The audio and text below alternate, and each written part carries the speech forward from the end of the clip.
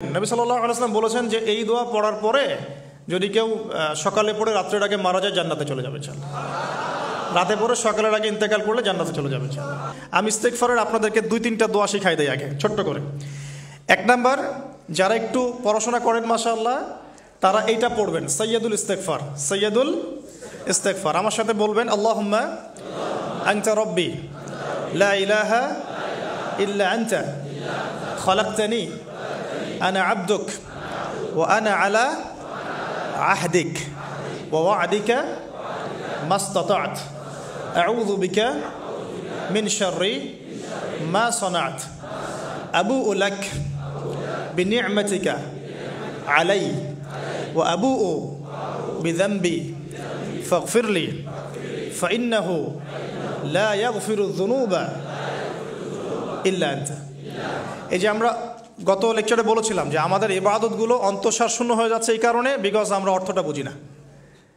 এই যে দোয়াটা আপনি করলেন, নবী সাল্লাল্লাহু আলাইহি ওয়াসাল্লাম বলেছেন যে এই দোয়া পড়ার পরে যদি কেউ সকালে পড়ে রাত্রের আগে মারা যায় জান্নাতে চলে যাবে ইনশাআল্লাহ। রাতে পড়ে সকালের আগে ইন্তেকাল করলে জান্নাতে চলে যাবে ইনশাআল্লাহ। তো কি পড়লাম? আল্লাহ পাক বলছেন, নবী সাল্লাল্লাহু আলাইহি ওয়াসাল্লাম বলছেন, আল্লাহুম্মা হে আল্লাহ আনতা রব্বি, আল্লাহ তুমি আমার রব, খলাকতানি তুমি আমাকে সৃষ্টি করেছো, আনা আবদুক আমি তোমার বান্দা, ও আনা আলা আহদিকা আমি তোমার সাথে যে অঙ্গীকার করেছি এর উপরে আছি, মাস্তাতা থাকার চেষ্টা করছি, আমি সাধ্যমতো থাকার চেষ্টা করছি। আবু'ু লাকা বিনি'মাতিকা আলাই আমার উপরে আমার যে উপরে তুমি যে নিয়ামত দিয়েছো আল্লাহ এগুলো আমি স্বীকার করছি। হে আল্লাহ তুমি আমার উপর যত নিয়ামত দিয়েছো আমি স্বীকার করছি। ও আবু'ু বিযানবি আমার যত গুনাহ আল্লাহ সব স্বীকার করছি। এইভাবে যদি বান্দা আল্লাহর কাছে দোয়া করে আল্লাহ মাফ করবেন না?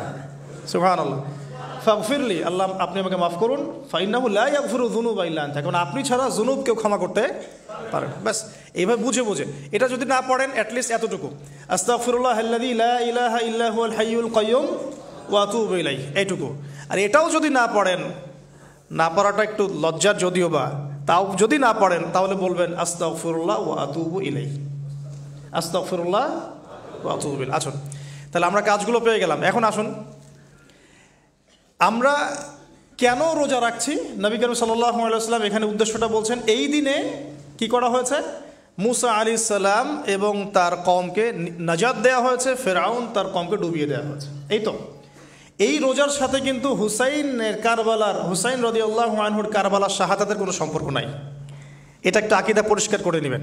কারণ হুসাইন রাদিয়াল্লাহু আনহুর কারবালার ঘটনা হয়েছে নবী সাল্লাল্লাহু আলাইহি ওয়াসাল্লামের ইন্তেকালের 60 বছর পরে। শরীয়ত ক্লোজ হয়ে গেছে না নবী সাল্লাল্লাহু আলাইহি ওয়াসাল্লাম ইন্তেকালের সাথে সাথে, নাকি আরও শরীয়ত আসবে? তো শরীয়তের কোনো নতুন বিধান কি এরপরেও চালু করা যাবে? এই দিনে অনেক ঘটনা ঘটেছে, এই ঘটনাগুলোর সম্পর্কে কিছু দুর্বল বর্ণনা আছে বিধায় আমি বলছি না পাবলিকলি।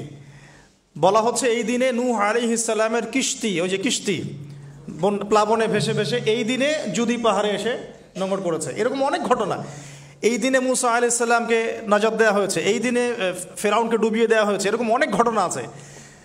কিন্তু এই দিনে রোজা রাখার উদ্দেশ্য হচ্ছে এই নাজাতে মুসা।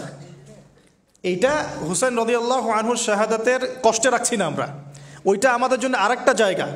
ওই জায়গাটা নিয়ে যে হুসাইন রাদিয়াল্লাহু আনহুর শাহাদাত, ওইটা থেকে শিক্ষাটা আমার কি? এই ঘটনাটা এই 10 মুহররমে ঘটে গেছে, এটা আল্লাহ পাকের তাকদিরে ছিল, এই দিনেই ঘটনাটা ঘটে গেছে। এই ঘটনা ঘটার আগেই নবী সাল্লাল্লাহু আলাইহি ওয়াসাল্লাম রোজা রাখতেন, এমন না যে এই ঘটনা ঘটার পরে সাহাবীরা রোজা রাখা শুরু করেছেন। ব্যাপারটা কি তাই না? মূল জিনিসটা বুঝি, তারপর হুসাইন রাদিয়াল্লাহু আনহুর শাহাদাতের দিকে যাবো ইনশাআল্লাহ। আমরা দোয়া করি আল্লাহ পাক আমাদের সবাইকে হুসাইন রাদিয়াল্লাহু আনহুর মতো সাহস, কারেজ দান করুন, তাদের মতো বীরত্বপূর্ণ ঈমান দান করুন, এবং জুলুমের বিরুদ্ধে তার মতো দাঁড়িয়ে যাওয়ার মানসিকতা দান করুন। আল্লাহ পাক সারা দুনিয়া থেকে ইয়াজিদদেরকে ধ্বংস করুন, এবং রাসূল সাল্লাল্লাহু আলাইহি ওয়াসাল্লামের কলিজার টুকরা নাতি হুসাইন রাদিয়াল্লাহু আনহুকে আল্লাহ পাক জান্নাতের উচ্চ মর্যাদা দান করুন। তো এখানে দেখুন মুসা আলাইহিস সালামের নাজাতের সাথে আশুরার ঘটনা জড়িত। আর একটা কথা আমি বলে দিই, মুসা আলাইহিস সালাম, তার কওম, ফেরাউন এবং শেষ জামানা দাজ্জাল, জেরুজালেম, ইহুদি, এদের সবার সাথে একটা যোগসূত্র আছে। একটু বোঝার চেষ্টা করবেন। আবার বলছি, রোজাটা রাখছি আমরা আশুরার স্মৃতিতে, ওই স্মরণে। এই আশুরার দিন এর ঘটনা মুসা আলাইহিস সালামের কওম ফেরাউন, বনু ইসরাইল, এখনকার জেরুজালেম, জিউসদের উত্থান, শেষ জামানা, এই প্রত্যেকটা বিষয় কানেক্টেড আছে। আমি জানি না কিভাবে আমি শব্দ নিয়ে আপনাদেরকে বোঝাবো। আমি এখনগুলো লেকচারগুলোতে বলি যে আমি লাস্ট 3-4 বছর থেকে একটা প্রবলেম ফেস করছি। অনেক কিছু বুঝতে পারছি কিন্তু আমি আপনাকে বোঝাতে পারছি না। আমি কোন ভাষা প্রয়োগ করব বা কিভাবে সিকোয়েন্স সাজাবো আমি আসলেই বুঝতে পারছি না। বিশ্বাস করেন, এগুলো শুধু বাইরের কথা বললাম, ভিতরে এমন অনেক কথা আছে যার 30 থেকে 40% আমি বলতে পারছি, বাকি 60% কথা আমি বলতে পারছি না। এখন আপনি ইন্টেলেকচুয়াল অডিয়েন্স হয়ে বুঝে নিয়েন যে কেন বলতে পারছি না, কেন বলতে পারছি না, কী কারণে, এটা আপনাদেরকে বুঝে নিতে হবে। তো এখন